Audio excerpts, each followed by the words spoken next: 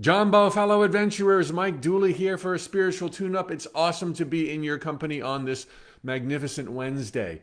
I answer your questions every day. I'm fueled and inspired by your comments below on Facebook, Instagram, and YouTube. If you have a question you'd like me to answer, please post it below today. In the meantime, post something else below. Tell me where you're at. Tell me who you are. Tell me what you love. The interaction really helps. And the thumbs up and the waving touch my heart.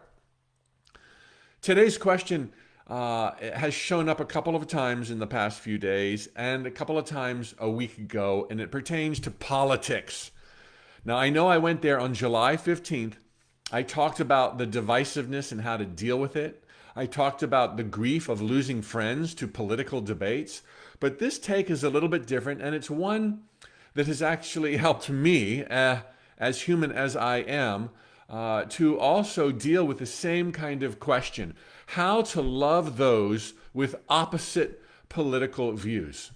The question was really, how to tolerate those. But it's like, no, don't tolerate. Let's love them. Let's love everyone. We're all just another part of ourselves, okay? You're another part of me. I'm another part of you. And sometimes we might not see things the same way. The question specifically went like this: when I watch the news each night, I'm filled with shock and rage and horror by the unending stream of lies. Now, this is both parties talking about the opposite conventions to the party that they're in. How can I manage this? It's easy, okay? It's easy when you put it in context and you stop with the shock and you stop with the emotional attachment and the indignation, which are immediately jettisoned with truth. And the truth is, we're all, as Ram Dass said, walking each other home. We're all way out there right now, lost in space, thinking the illusions are real. Some of us have many lifetimes under our belt. Others are baby souls, and neither is better. We're all learning the same lessons, and we're all at different points on that loop. So to think one is higher or lower or better or righter or wronger is like so unhelpful. It was you not long ago who was wrong, jumping to conclusions, and yet you made it to another day because others around you accepted you, had patience, had love. This is what I want you to understand: that the people with opposite political views as you right now simply cannot see life as you now see it. They're not in that place.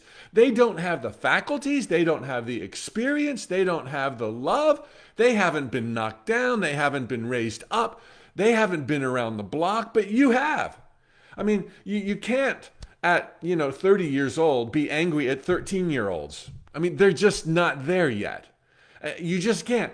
But you can love them, and in loving them, you show them a way. You don't have to agree with them.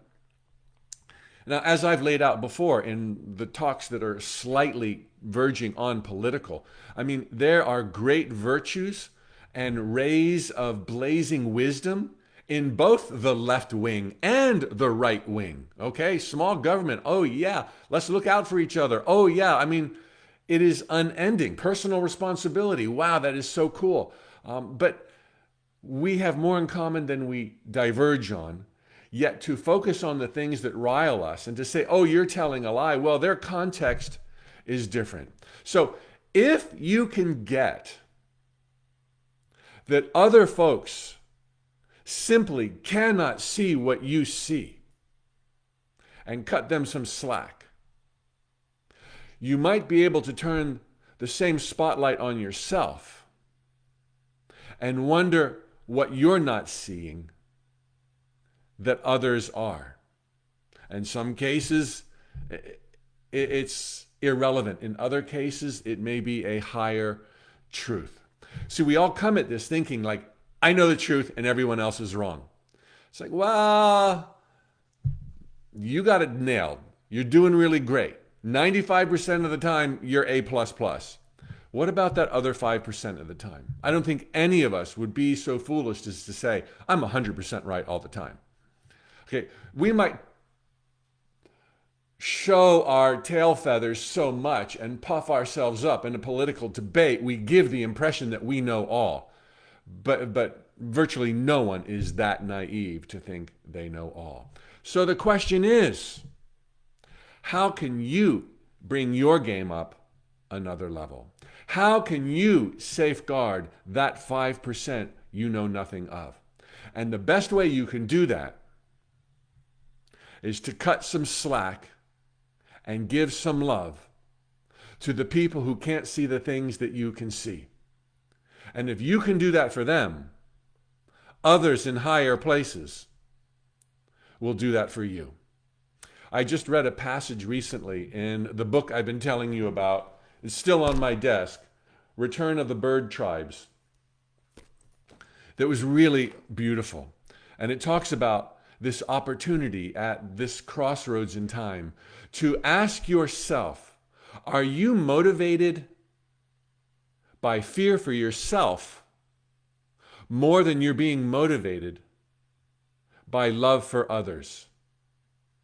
And if you catch yourself with indignation, shock, horror, and awe at the lies or the policies and platforms of the other party, I think you're afraid. Don't be afraid. It's going to be okay. We're going to make it through this. We're walking each other home right now. And if you can not be afraid, and you can realize that that 13-year-old wearing the human body of a 45-year-old is just learning their way as you once learned your way, it's going to be a journey into love. And there'll be a lot more love for you too. So, lots of love and gracias, amigos, for this opportunity to share with you every day. I look forward to tomorrow. I wonder what I'll talk about in this very moment. I have no idea.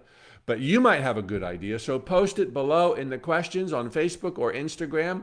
Today, tonight, in the early morning, that's where I go to look for inspiration on future talking points. And please consider joining me and Hope Koppelman this coming Monday for our first of 4 workshops on the magic of writing. The writing journey, 21 days, 21 writing prompts. We're going to hold your hand. We're going to answer your questions. We're going to tell you how we mined treasures from the magic of writing, with writing processes, ideas. Are you a novelist? Do you want to write kids' books? Are you into poetry, nonfiction?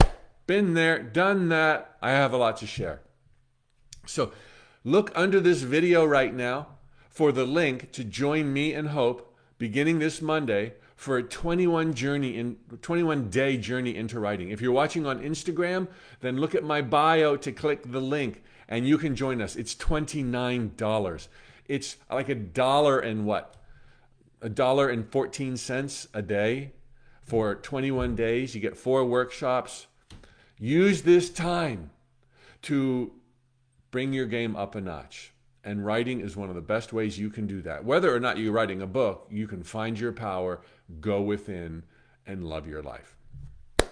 Tally ho, amigos. And thank you, Barbara, Elaine, Peggy, Winnie, Diana, Sally, Debbie, oh my gosh, Now and Jen, cool handle, Spirit Mentality. Oh, I think like you, I hope.